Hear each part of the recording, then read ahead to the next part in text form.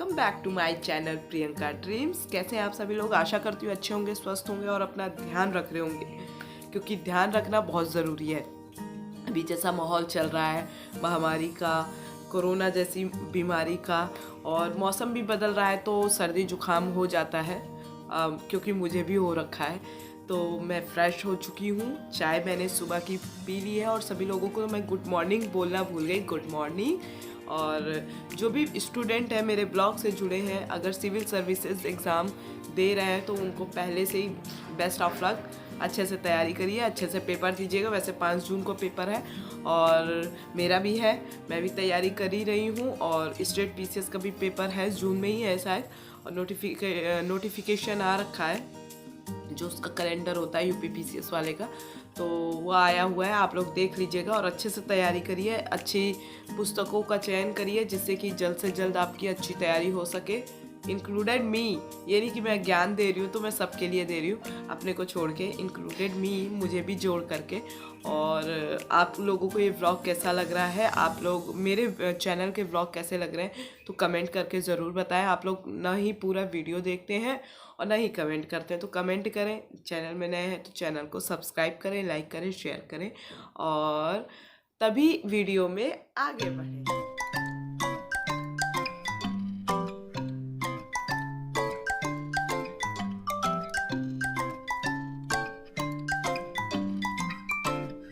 आज यहाँ बहुत शोर भी हो रहा था। इस जो मैं वीडियो दिखा रही हूँ वो इसलिए क्योंकि यहाँ पे जहाँ मैं रहती हूँ, वज़ीराबाद गांव, ऐसा कहा जाता है गांव, लेकिन है नहीं गांव।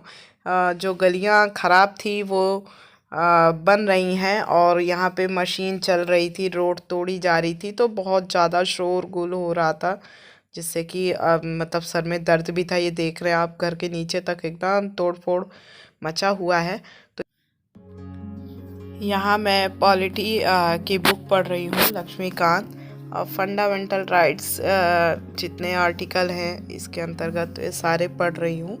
रिवीज़न एक तरीके का हो रहा है, क्योंकि अब समय भी कम है, 3 महीने कब बीत जाते हैं पता नहीं चलता है, और फिर देखते देखते एग्ज़ाम का टाइम भी आ जाता है। पढ़ना बहुत है, रिवीज़न भी बहुत है, तो वही हो रहा है यहाँ पे। और यहाँ टेस्ट सीरीज़ का भी प्रयोग हुआ है कि टेस्ट सीरीज भी लगानी है। जो सब्जेक्ट पढ़ो उसी से रिलेटेड जब आप कुछ क्वेश्चन सॉल्व कर लेते हो तो वो टॉपिक आपका क्लियर हो जाता है जल्दी से। हालांकि बाद में भी कुछ चीज़ें भूल जाती हैं, मतलब रिकवर करने के लिए तभी रिवीज़न करना पड़ता है। ये नहीं कि हमेशा याद ही रहता है, लेकिन हाँ तब भी याद तो बना ही रहता है कि क्वेश्चन देख के आपको कई चीज़ें याद हो जाती हैं। क्योंकि अगर आप पढ़ते रहोगे और क्वेश्चन भी पुटअप नहीं करोगे, नहीं बनाओगे, क्वेश्चन को सॉल्व नहीं करोगे उस टॉपिक से रिलेटेड, तो तभी दिक्कत आती है, समस्या होती है। हम थ्योरी पढ़ लेते हैं, लेकिन क्वेश्चन जब एग्ज़ाम में बनते हैं, जिस लेवल के बनते हैं, जिस तरीके से बनते हैं, उसको हम पढ़ते पढ़ते समझ ही नहीं पाते कि हम पढ़ तो लेते हैं कि क्वेश्चन में बोल क्या रहा है, उसका उत्तर क्या होगा। तो ऐसे तो कॉन्सेप्ट हम पूरा रेडी रखते हैं, हमें पता है कि फंडामेंटल राइट्स के अंदर कितने आर्टिकल है, कहाँ से कहाँ तक है, क्या है।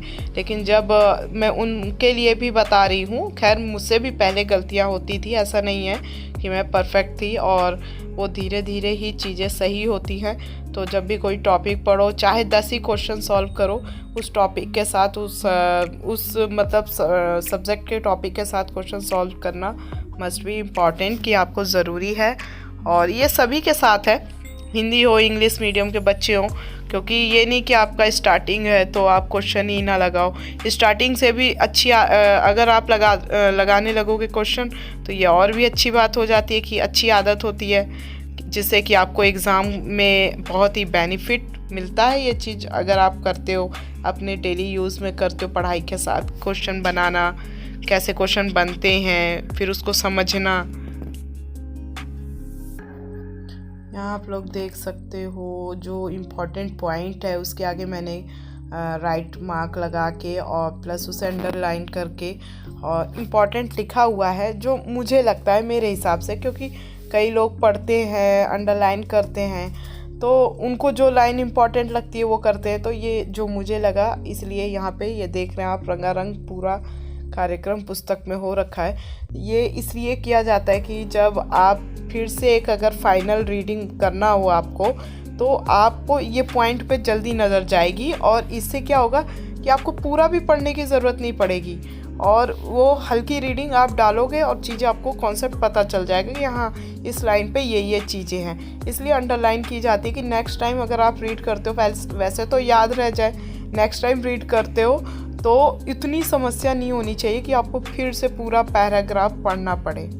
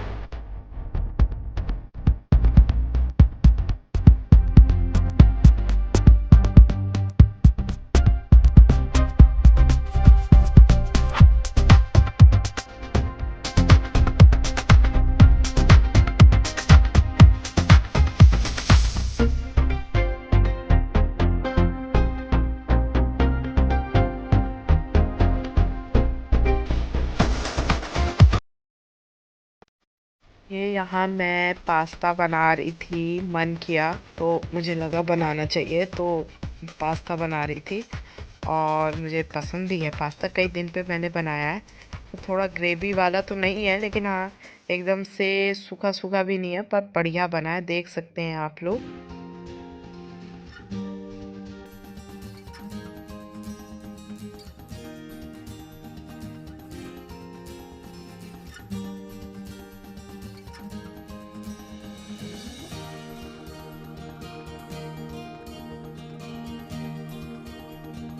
सभी लोगों को गुड इवनिंग, कैसे हैं आप?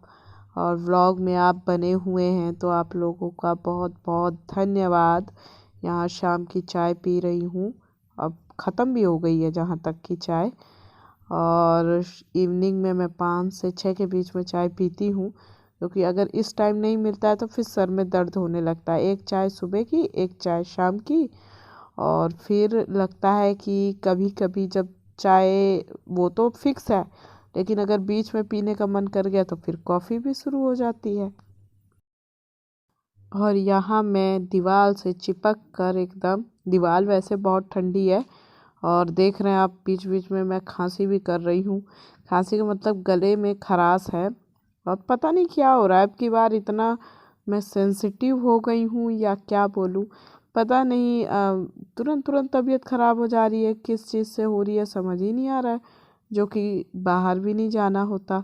तो कुल मिला के फाइनल यहाँ मैं पढ़ने बैठ गई हूँ और फिर यहाँ वही है, रिवीजन चल रहा है। आज मैंने पॉलिटी पढ़ी है और उससे रिलेटेड मैंने कुछ क्वेश्चन भी सॉल्व किए हैं, और जितना हो सकता है तो टाइम ले ले करके अगर एक एक सब्जेक्ट आप रेडी कर लेते हैं तो सही रहेगा आगे के लिए। मिक्सअप करेंगे तो ना वो कोई एक सब्जेक्ट रेडी होगा ना दूसरा होगा। तो यहाँ पे मुझे मार्कर नहीं मिल रहा था और ये चिट नहीं मिल रही थी, वही मैं ढूंढ रही हूँ। और ये चिट इसलिए भी लगाती हूँ कि जैसे कोई मेन पॉइंट है आपको नोट करना है, वो उस लिए लगाया जाता है।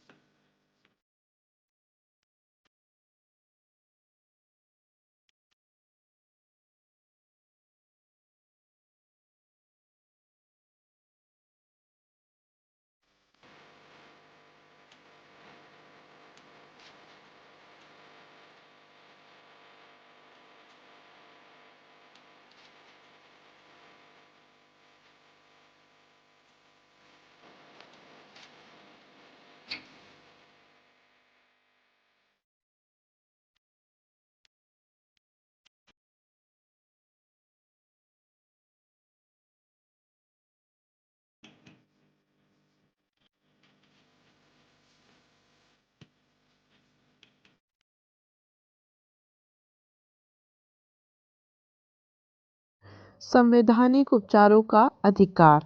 आर्टिकल 32 संवैधानिक उपचारों का अधिकार प्रदान करता है। दूसरे शब्दों में मूल अधिकारों के संरक्षण का अधिकार स्वयं में ही मूल अधिकार है। यही व्यवस्था मूल अधिकारों को वास्तविक बनाती है। इसलिए डॉक्टर अंबेडकर ने अनुच्छेद 32 को संविधान का सबसे महत्वपूर्ण अनुच्छेद बताया है। तो इसे आप सभी लोग पढ़िए, और अगर महत्वपूर्ण बताए तो कुछ तो अच्छी बात होगी इसमें।